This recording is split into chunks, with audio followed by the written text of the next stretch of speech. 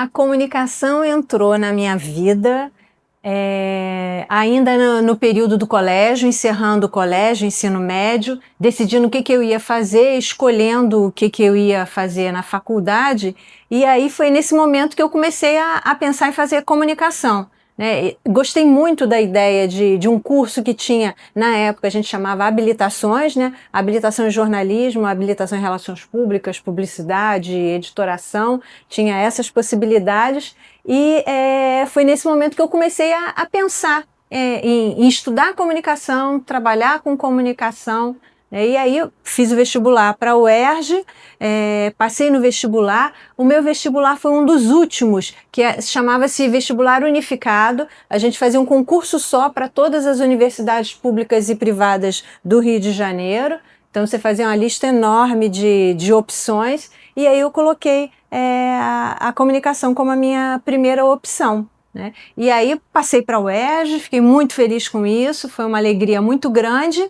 E na UERJ, começando a cursar, foi um momento muito interessante, porque já desde o primeiro período, um aspecto teórico, conceitual, começou a me marcar. Eu tive professores de antropologia e de sociologia no primeiro período da faculdade. Isso foi uma coisa que me marcou muito forte por toda a minha futura carreira acadêmica, né? E eu gostei muito dessas possibilidades transdisciplinares na comunicação.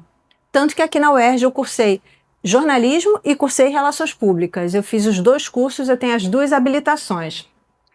Quando eu terminei a faculdade de comunicação estava começando ainda um movimento de pensar pós-graduação. Ainda não tinha, ainda não havia na faculdade especialização ou lato sensu mestrado ou doutorado. Então, eu já atenta e já gostando dessa relação da sociologia e da antropologia, eu fiz seleção para um processo, para o curso aqui das Ciências Sociais, especialização em Sociologia Urbana. Então foi um curso muito bacana, onde eu tive professores de sociologia e antropologia ótimos, né? E isso marcou a minha carreira, porque depois na minha carreira acadêmica eu fui sempre mesclando períodos de estudo em comunicação, períodos de estudo em sociologia. Então eu fiz essa especialização aqui na UERJ, depois eu fiz mestrado na UFRJ e o meu doutorado na Escola de Comunicações e Artes da USP em São Paulo, né?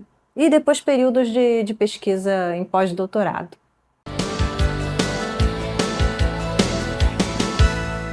Olha, o que eu lembro do meu período na faculdade, primeiro, uma relação com vários professores que ministravam disciplinas de teoria. Né? Naquele período, naquele momento, o currículo era diferente do currículo atual. Havia 2 anos de curso de teorias ligadas à comunicação e às outras disciplinas. Eu falei antes sociologia, antropologia, mas tinha também filosofia, psicologia, e depois 2 anos do curso na habilitação, em jornalismo ou relações públicas. Né? Então, me marcou muito essa entrada na faculdade e o contato com esses professores de teoria. Né? Então foram professores assim muito bacanas. Eu pude fazer monitoria com o professor Everardo Rocha, estudar antropologia do consumo, fui aluna do professor André Lázaro, do professor Eduardo Neiva, professor Ronaldo Elal foi meu professor também nesse período, jovem professor nesse período. Né? Então foi um período muito bacana. Depois, quando eu cursei jornalismo, cursei RP, fui aluna do professor Ricardo Freitas, né, que foi também um professor muito querido, depois virei colega dele. Né? Então, esse momento de entrada na universidade, o que eu gostei demais foi esse olhar para muitas áreas, a possibilidade de conhecer áreas de conhecimento muito diferentes, né? Então, esse estar na universidade, ter 1000 possibilidades aqui de cursar idiomas, de fazer uma série de cursos em educação física, de ginástica, vários tipos diferentes. Então, de manifestações artísticas que a gente podia participar. Tinha muita festa também, né? Então, tinha as famosas festas do DCE, depois elas foram, não puderam mais continuar existindo. Então, assim, foi um momento muito bacana. Eu tive uma turma de graduação muito bacana também, Então, essa foi minha primeira lembrança da universidade, esse contato com muitas áreas, esse aspecto universidade, né, de extrapolar um campo. Foi bacana não estar em uma escola fechada, mas ter contato com professores e colegas e livros e conhecimentos de muitas áreas diferentes.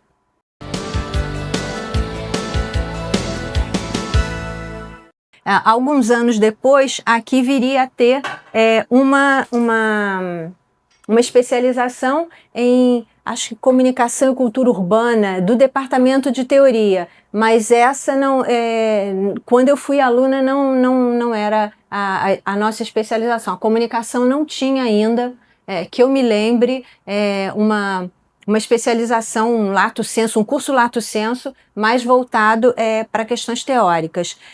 Teve uma primeira, um curso de especialização que foi em pesquisa de opinião pública, com o professor Jorge Hélio, que era um professor bastante antigo do curso de Relações Públicas. Essa, se não me engano, foi a primeira especialização da faculdade, mas não foi ela que se tornou depois o nosso mestrado, né?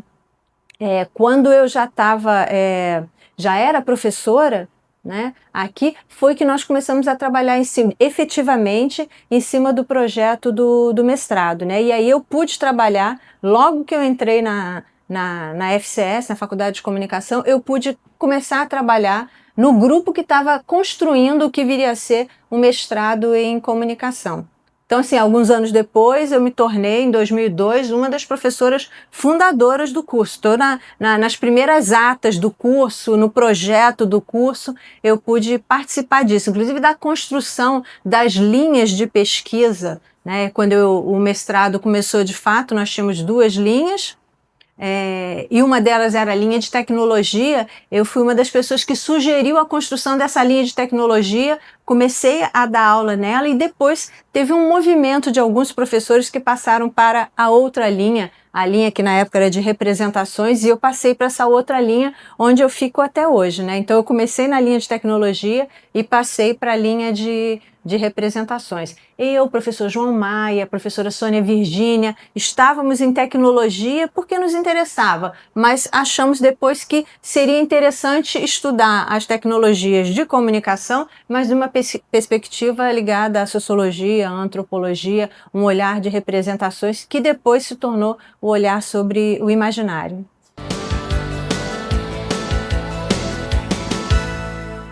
Sim, eu fico muito feliz com isso, porque eu participei de todo esse processo do PPG-Com, né? Toda essa construção desde o início do projeto.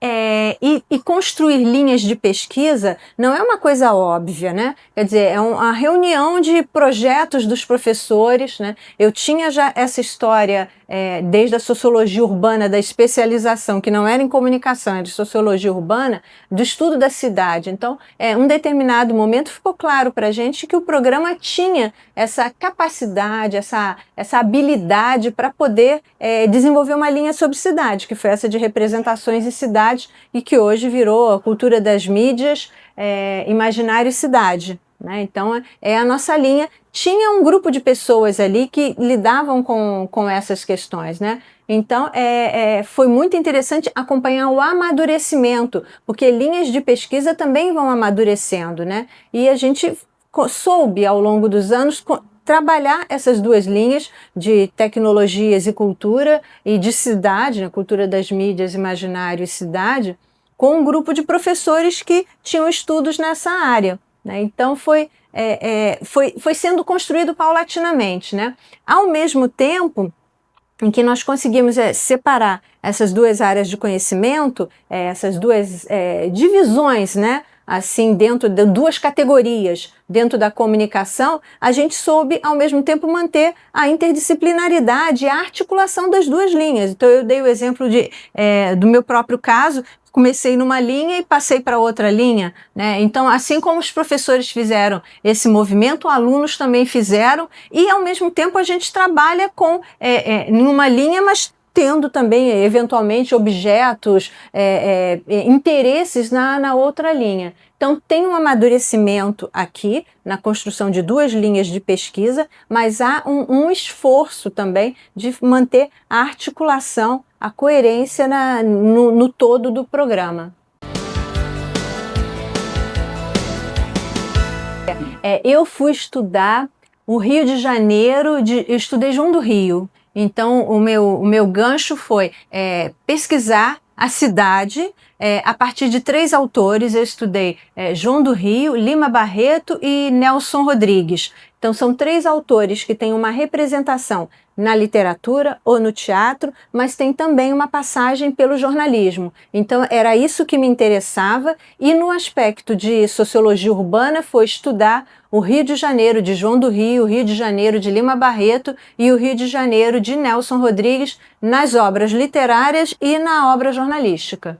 Então, daí esse meu gancho, né, de estudar isso na especialização. Foi um tema muito caro e que eu guardei, porque no mestrado, que eu falei que eu fiz na UFRJ, na ECO, eu estudei um outro aspecto, né? Eu fiz o meu mestrado na ECO em Ciência da Informação. Então, o aspecto que eu estudei foi dentro do jornalismo. Eu queria estudar o jornalismo científico, né? Divulgação científica. Mas o meu objeto de pesquisa me deu outra possibilidade.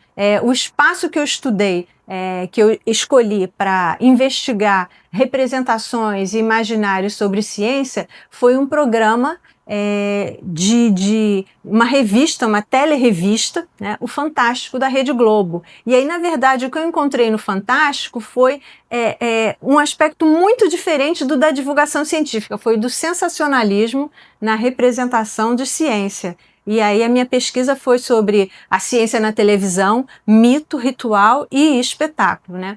Esse trabalho foi um trabalho que ficou muito bacana, foi um trabalho premiado. Eu recebi o prêmio de melhor dissertação de mestrado no prêmio Intercom, né, do Brasil naquela época. Foi um momento muito bacana. E aí, em seguida, eu já emendei do meu mestrado no doutorado, né? E aí, mais uma vez, eu mudei de tema, porque nesse período entre o mestrado e o doutorado, enquanto eu estudava divulgação científica, jornalismo científico, eu, na prática, estava trabalhando no jornalismo cultural, né? Eu trabalhava num caderno cultural de um jornal que hoje está extinto, que é a Tribuna da Imprensa. Eu passei 10 anos trabalhando no caderno Bis, com jornalismo cultural, fazendo cobertura na área cultural, mas especialmente na área de artes cênicas, teatro e dança. Então, esse foi uma experiência muito rica para mim. Eu estava no período do mestrado, né, terminei o mestrado, e aí dessa experiência prática, na prática jornalística, surgiu a minha temática de pesquisa para o doutorado, né, e aí eu quis estudar um momento muito especial na cidade do Rio de Janeiro, que era um momento de implantação de políticas culturais para a dança. E daí veio da minha tese de doutorado, da minha pesquisa, né, o estudo sobre o corpo, que é uma temática que me acompanha até hoje, né? Então, na tese de doutorado, eu pesquisei a dança contemporânea no Rio de Janeiro nos anos 90. Investigando algumas companhias daqui da cidade, como o corpo se situava nessas companhias, a construção social do corpo, né, e os seus processos de comunicação não verbal, né. Daí o meu interesse em estudar na USP, na Escola de Comunicações e Artes, né, onde eu tinha colegas que estavam estudando música, teatro, artes cênicas, cinema, né, uma escola muito cosmopolita, muito plural nesse sentido, e que me permitiu estudar dança e comunicação em uma perspectiva socioantropológica, né? Então eu fui fazer trabalho de campo, né, acompanhando esse olhar, né, que eu tinha. E aí a minha orientadora foi a professora Nelly de Camargo, né, uma professora que me apoiou bastante nessa minha busca interdisciplinar, transdisciplinar, né. Então vejam, é interessante que eu fiz um percurso de estudar na especialização representações da cidade do Rio de Janeiro, na literatura e no jornalismo. Depois, no doutorado, eu fui estudar jornalismo, no mestrado, estudei jornalismo científico, representações de ciência em um programa de televisão, mas a minha base era estudar jornalismo científico, e no doutorado foi o jornalismo cultural, né? Com esse gancho de cidade do Rio de Janeiro também. Então, esses são os meus elementos básicos que depois continuaram conduzindo as minhas pesquisas, os meus estudos, né?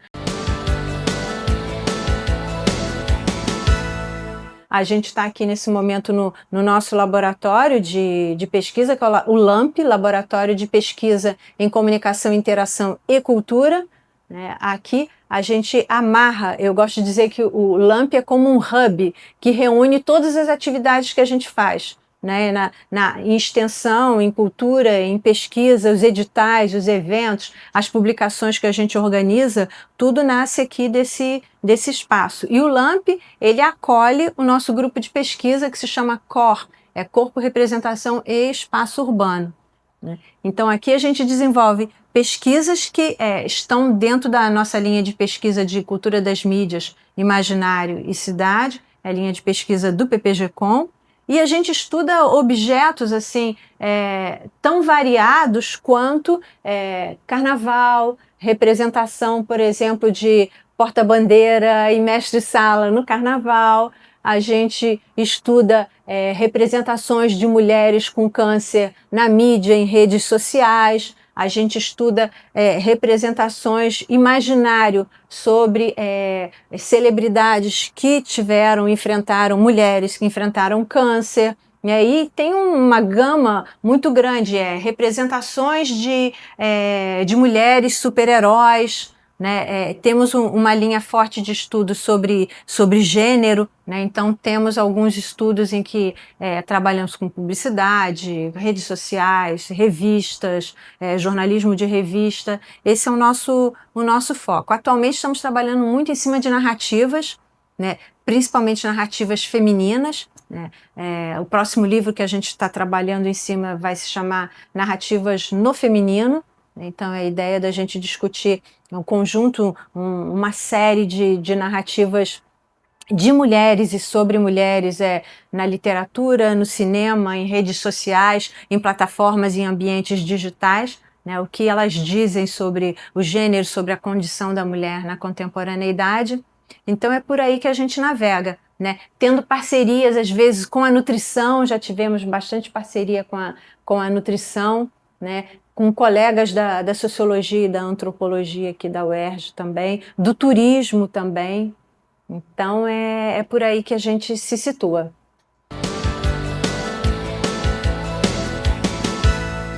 Isso foi uma coisa muito interessante porque desde o início da faculdade eu queria ter muita experiência prática profissional no campo da comunicação, e eu fiz muitos estágios. Então assim, desde o início da faculdade, mais ou menos pelo terceiro período, eu comecei a fazer estágio e eu fiz um atrás de outro. Então, rádio, televisão, jornal, empresa, assessoria de comunicação, espaços culturais, eu realmente fiz bastante estágios, eu experimentei tudo isso. E depois eu experimentei o mercado de trabalho também, né? Então, eu fiz seleções, fui trabalhar em empresa, trabalhei em assessoria trabalhei de dois lados, podemos dizer assim, né? Em assessoria de comunicação, em meio de comunicação também. Foram experiências muito boas, muito ricas, né? A minha experiência maior fora do campo acadêmico foi realmente como repórter na Tribuna da Imprensa durante quase 10 anos, né? Mas, ao mesmo tempo, esse espaço profissional não preenchia algumas questões que eu tinha, algumas vontades, alguns desejos de conhecimento, de saber mais.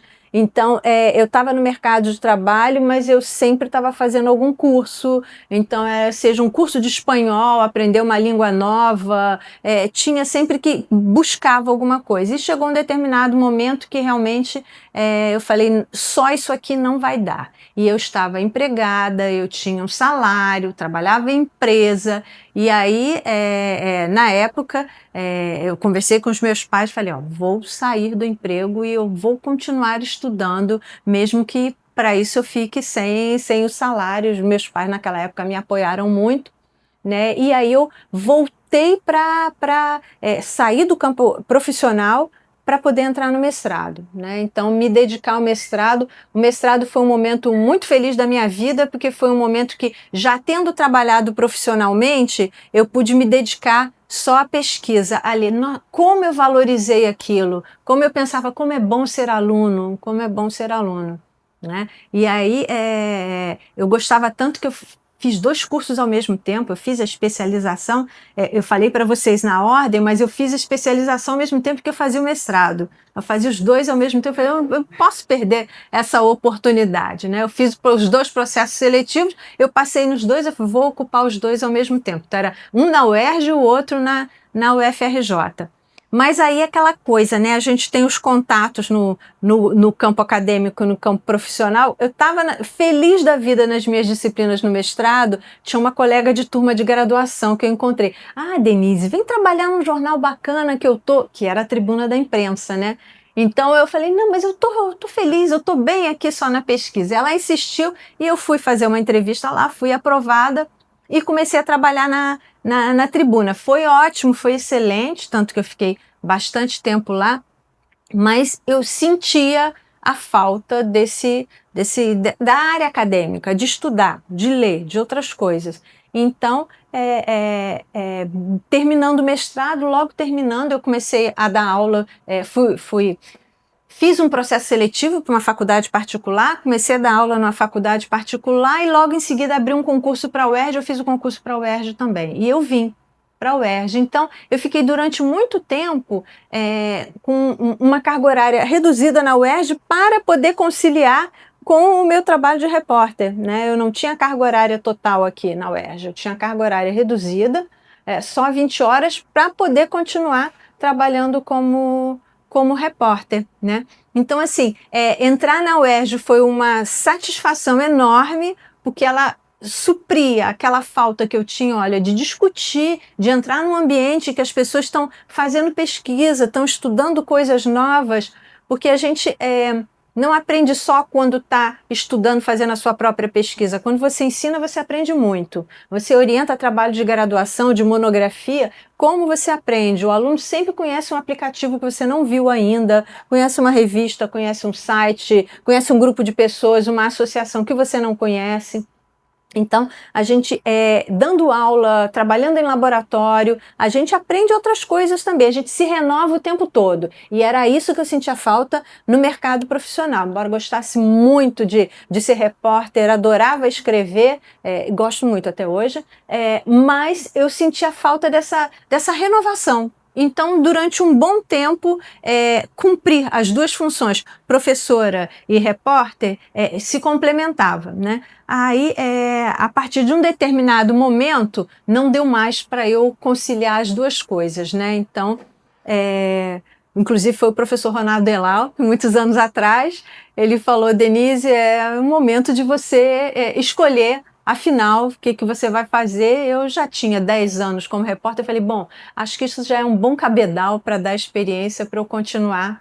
E aí eu optei por ficar na carreira acadêmica, 40 horas na UERJ, e alguns anos depois entrar em dedicação exclusiva, entrar no programa Pró-Ciência, depois na dedicação exclusiva, né, e aí ficar só no ambiente acadêmico. Então, assim, eu sempre naveguei entre as duas águas diferentes, né? A profissional e a acadêmica, a comunicação e a sociologia e a antropologia, né? Quando chegou o momento de eu fazer pós-doutorado, e fazer estágio de pesquisa no exterior, estando já na comunicação, um programa de pós-graduação em comunicação, não foi em comunicação que eu escolhi fazer, eu fui fazer em sociologia, né? Então, fiz um primeiro pós-doutorado, 2 anos na França, com o professor Michel Maffezoli, né, em sociologia, estudando sociologia do cotidiano, né, estudando afetos, né? Então, essa foi uma primeira experiência. Alguns anos depois, fui fazer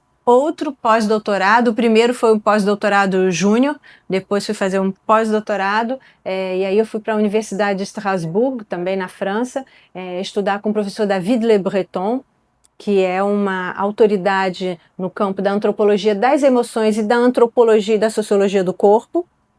Então, foi com o professor Le Breton, que é ainda um parceiro do nosso laboratório até hoje, que eu fui estudar. E depois, mais recentemente, eu fiz um terceiro período de pesquisa, já como professora sênior, professora convidada sênior, na École de Hautes Études en Sciences Sociales e no Collège de France, com o professor Alexandre Surrayes, e aí estudando afetividades. Então, são referências importantes, né, também na minha formação, né, essa possibilidade desses estágios no exterior, não só na minha pesquisa, mas com o intuito de multiplicar um pouco da minha experiência no exterior, né? E aí, em qual sentido eu digo isso? Quando eu voltei, cada estágio desse no exterior que eu voltava, eu conseguia mandar alguns alunos para fazerem doutorado sanduíche no exterior. Então, já tinha a experiência até dos trâmites burocráticos, mas também os contatos, as redes de pesquisa que a gente só constrói quando vai, quando conhece, quando participa dos laboratórios, convida os colegas para virem na UERJ, né? Eu já pude fazer eventos aqui pedindo verba da FAPERJ, ou da CAPES, CNPq, para poder trazer colegas franceses se apresentarem aqui para os alunos do PPG-Com. Então, são intercâmbios que a gente constrói, né? Cada vez que um aluno nosso do PPG-Com vai fazer um estágio no exterior, ele estabelece uma comunicação, né? Uma rede que pode possibilitar depois outros colegas irem estudar na mesma instituição, né? Ou o professor que ele conheceu vir fazer uma apresentação aqui. E quando um professor sai, o intuito também é o mesmo, né? A gente traz literatura nova, a gente traz os contatos, a gente busca mandar aos nossos alunos também. E nesses anos, esses últimos anos, eu pude mandar uma meia dúzia de alunos também para o exterior, especialmente para a França, para fazer doutorado sanduíche lá, passar alguns meses estudando com alguns professores bacanas.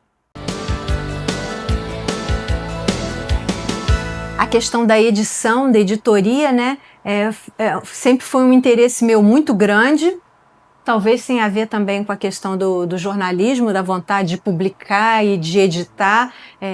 Eu sou, para o bem ou para o mal, uma terrível editora e revisora, não consigo ler texto sem revisar, sem editar texto. Às vezes eu tenho que me concentrar no conteúdo e eu estou lá revisando, né? Então, na UERJ, na faculdade, eu tive assim a alegria muito grande de poder participar da fundação da revista Logos. Vocês têm ali na parede ali uma foto da primeira revista Logos. Eu era estudante de graduação ainda. Isso foi um projeto da faculdade e a minha orientadora trabalhava nesse projeto. Então eu fui aluna da graduação atuando na revista Logos. Acho que meu nome nunca mais saiu da Logos, porque está lá desde o primeiro número, ajudando ainda. Depois eu escrevi, essa professora, a professora Ângela Vieira, né, foi a primeira fundadora da revista, né, depois a revista foi tendo outros editores, então eu trabalhei com ela depois. Quando eu já estava no mestrado, eu pude publicar na revista como pesquisadora, né, e depois, quando eu entrei na UERJ como professora, no primeiro ano que entrei, uma das primeiras atividades que me deram foi: Denise, você está nomeada editora da revista Logos. Então, eu acabei de entrar, já fui dirigir um laboratório de graduação, ser editora da revista, dar aula, fazer toda uma série de atividades. Mas foi um desafio bem bacana. Eu pude ser editora da Logos algumas vezes, né? Em alguns períodos a gente se reveza, e eu pude acompanhar realmente a revista desde o momento em que ela era uma revista impressa, que foi como ela nasceu, quando depois ela passou a ser uma revista online, uma revista digital. Eu também trabalhei na revista Contemporânea com o professor João Maia. Nós fundamos a revista Contemporânea em 2003, foi um período em que Eu estava voltando de licença maternidade e aí fui designada de novo. Você voltou, que bom. Vai ser editora da Logos, da Logos. E aí, trabalhando junto com o professor João Maia. João, Denise, a Logos é uma revista impressa. Precisamos criar uma revista digital. A Faculdade de Comunicação não tem uma revista digital.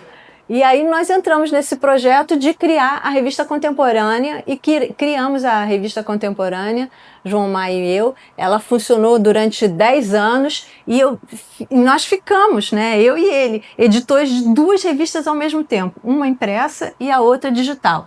Os objetivos eram diferentes. A Logos foi se tornando uma revista cada vez mais acadêmica, uma revista ligada ao programa de pós-graduação, então procurando artigos e contribuições de professores, doutores, de pesquisadores já consolidados, e a Contemporânea nasceu como sendo um espaço para os nossos estudantes poderem publicar, né? Então foi um trabalho muito bacana a Contemporânea, porque quando a gente começou a trabalhar nela, a gente se cercou dos alunos do PPG-Com. Então a gente teve uma série de alunos que nos ajudaram nas funções de edição, de revisão, captação dos artigos, devolução, pedido de avaliação. Então foi uma experiência muito bacana trabalhar nessas 2 revistas.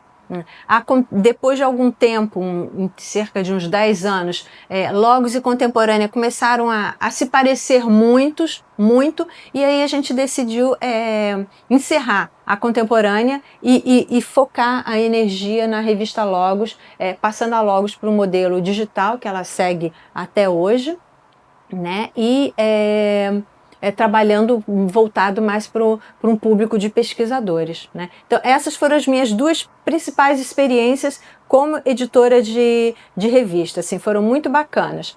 E aí depois desse momento em que a gente concluiu a Contemporânea, eu resolvi mudar o meu foco de publicação, né? Então, em vez de publicar revista, falei, vamos publicar livros, a gente já pode começar a fazer isso, né? Então foi nesse momento em que acabamos com a Contemporânea que eu comecei o projeto de produzir uma série de coletâneas, principalmente trabalhando em cima dos frutos que a gente tinha de pesquisa dentro do nosso laboratório, né? No laboratório e no PPG-Com.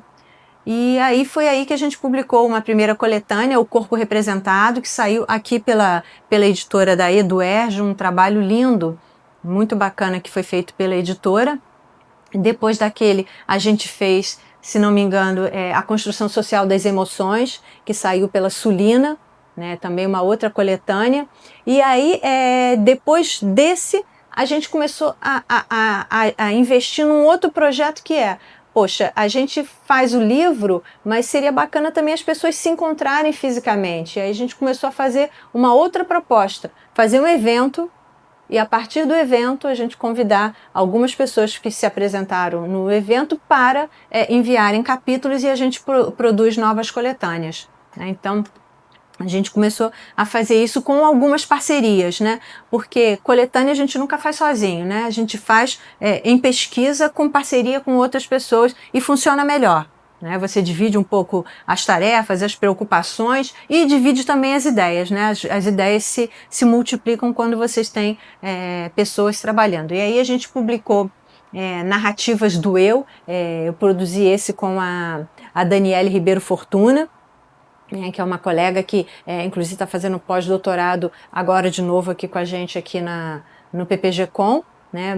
A gente produziu esse livro, saiu pela Sulina, editora Sulina. No outro ano a gente fez um outro evento, isso já era em 2019, e gerou um outro livro sobre narrativas do eu, com foco no corpo. O primeiro teve foco em gênero, o segundo com foco no corpo. E por aí a gente foi investindo em fazer eventos e organizar os nossos livros. Paralelamente, né, como eu sempre trabalhei na área, sempre numa perspectiva transdisciplinar, e eu tinha esse investimento que eu tinha feito no doutorado na questão da dança contemporânea, pensando no jornalismo cultural, eu produzi nesse período, nos últimos anos, 2 livros com colegas do curso de dança, Departamento de Dança da Universidade Federal de Viçosa. Então, são duas coletâneas que reúnem pensamentos de comunicação e pensamentos de arte, né? Lembrando que o meu doutorado é em comunicações e artes, né? Na USP. Então, eu me reuni com esses colegas produzindo esses dois livros também, essas duas coletâneas. E esses trabalhos também são bastante importantes porque eles ajudam a alimentar, né, um pouco do conteúdo que a gente trabalha numa disciplina chamada Artes da Cena, da especialização em jornalismo cultural, né, aqui da Faculdade de Comunicação, que eu sou uma das fundadoras também, né? Fundei também esse curso a partir daquela minha experiência bacana em jornalismo cultural.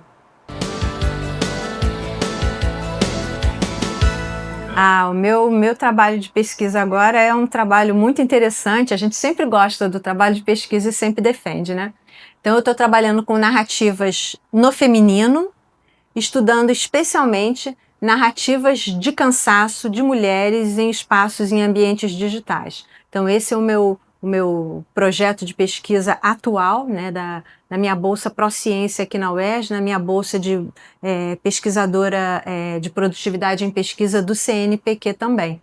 Eu me interesso por essas narrativas de mulheres sobre o cansaço tornadas públicas. Então, se durante muito tempo o cansaço era um motivo de vergonha, de um sentimento de fracasso, de não dou conta, né? A partir de um determinado momento, se começa a observar que essas narrativas pessoais, isso que nós chamamos de narrativas do eu, começam a ser compartilhadas em espaços na internet, por exemplo, em redes sociais, na formato de vídeos, de podcasts, formatos variados. As pessoas começam a reconhecer que elas estão cansadas e a gente começa a observar que isso faz parte de um sistema econômico, um sistema neoliberal, um sistema capitalista que está por trás, que leva as pessoas a estarem num estado de exaustão tão grande que prejudica a saúde física, a saúde mental, tem um reflexo no corpo, na mente também, e leva a um ponto das pessoas expressarem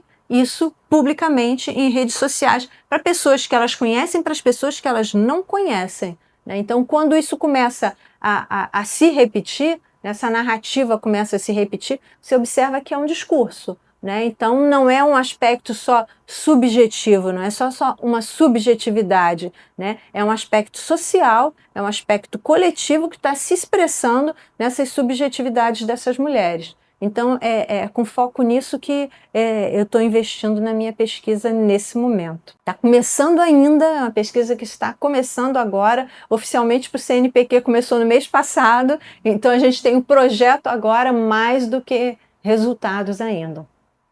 Mas a temática eu gosto muito. Aí estamos lendo o Jonathan Crary, claro, o 24/7, né, esse regime de estar atento, de estar disponível, de estar preparado para trabalhar 24 horas por dia, 7 dias por semana, né, suprimindo horas de sono, horas de bem-estar, né. Ao mesmo tempo, conseguimos também já detectar uma série de narrativas e de discursos e opções de pessoas que não querem ter esse sistema, não querem adotar essa forma de vida, que observam que isso é problemático, isso é doentio, isso não faz bem e constroem novas narrativas. Então, esse é o interesse que a gente tem, cartografar um pouco esses espaços dessas narrativas e também observar essas outras possibilidades de outras soluções, outros modos de ver, que não são só esse que a pessoa tem que se exaurir em prol do trabalho, em prol de uma narrativa de sucesso e de uma vida social bem construída.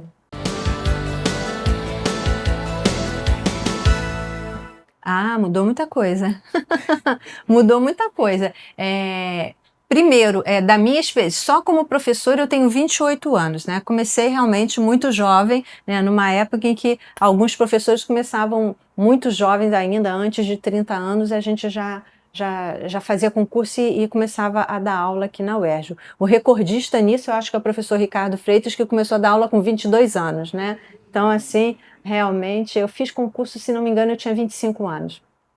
Então, muita coisa mudou na faculdade, né? Então, uma primeira coisa a partir do estabelecimento das especializações e da pós-graduação, a pesquisa ganhou espaço na faculdade, né? Então, a extensão sempre teve um espaço grande na faculdade, embora nem sempre ela estivesse sistematizada, né? Mas a pesquisa demorou um pouco mais, né? Então, é a partir se não me engano, os anos 90, 1996, que é criado o programa Pró-Ciência. Alguns professores, o professor Ronaldo Elau, o professor Ricardo Freitas, já começam a sistematizar projeto de pesquisa, né? Quando eu entrei, já existia, quando eu passei em concurso, já existia, já estava estabelecido esse programa de pesquisa. Então, o que eu observo é que a pesquisa foi ganhando mais espaço, né? E aí, com a pesquisa ganhando mais espaço, a iniciação científica ganhou mais espaço também, né? Então, você tem os alunos que já, desde o primeiro período, já podem participar de projetos de iniciação científica. Isso, assim, ajuda a consolidar conhecimentos, áreas de pensamento, né, e estabelecer determinadas coisas, né? E aí também, com o passar do tempo, com os projetos de pesquisa, com o programa de pós-graduação, podendo oferecer vagas para bolsas para os alunos, né, o que você tem é uma consolidação de conhecimentos, produção de conhecimento que se multiplica e que se consolida. E aí a gente passa a ter uma outra coisa muito interessante, que é ex-alunos da FCS e do programa de pós-graduação voltando para a faculdade como professores. Então vejam bem, quando eu fui aluna, não tinha pós-graduação aqui. Quando o professor Ricardo Freitas foi aluno de graduação, também não tinha pós. Nós nos formamos fora, mas hoje a gente já começa a ver um movimento muito interessante de alguns professores concursados formados por nós, né? Fizeram graduação aqui, fizeram mestrado, fizeram doutorado, né? Então isso já realmente um reconhecimento, né, de que a formação que a gente está dando está tendo uma multiplicação muito interessante. Esse foi um aspecto que eu observei. Um outro aspecto é uma abertura na faculdade para uma série de laboratórios que não necessariamente, alguns anos atrás, seriam reconhecidos como espaços de comunicação. Então, quando a faculdade é montada, ela tem um laboratório de rádio, ela tem um laboratório de televisão, ela tem um laboratório de relações públicas, mas hoje em dia a gente tem laboratórios aqui que são laboratórios de consumo, de estudos de consumo. A gente tem laboratórios de estudos de imaginário, a gente tem laboratório, como o meu, de interação e cultura. São laboratórios de pesquisa. São laboratórios que não são só voltados a uma produção técnica, embora também, claro, a gente faz podcast, a gente faz blog, a gente faz site, a gente faz outras produções também técnicas de comunicação. Mas nós temos uma coisa que antes não existia. Então, eu acho que isso é muito interessante, muito rico, né? E um terceiro aspecto que eu destacaria aqui é o crescimento da faculdade, né? Embora a Faculdade de Comunicação ainda seja uma unidade muito pequena, perto das outras unidades da UERJ, né, ela cresceu bastante em relação ao que ela era 20 anos, 30 anos atrás, né? Então, isso é importante, eu espero que cresça mais, que a faculdade ela abrigue novos cursos, há espaço aqui para curso de especialização, há espaço aqui para outras habilitações, outros cursos de graduação também, né? Eu penso que nós podemos também investir nisso, já que temos múltiplos perfis aqui na faculdade muito interessantes.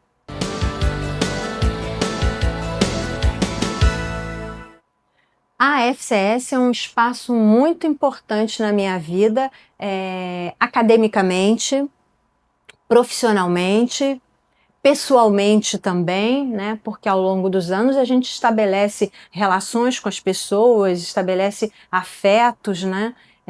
Isso é muito importante também. Então a FCS é esse espaço de construção.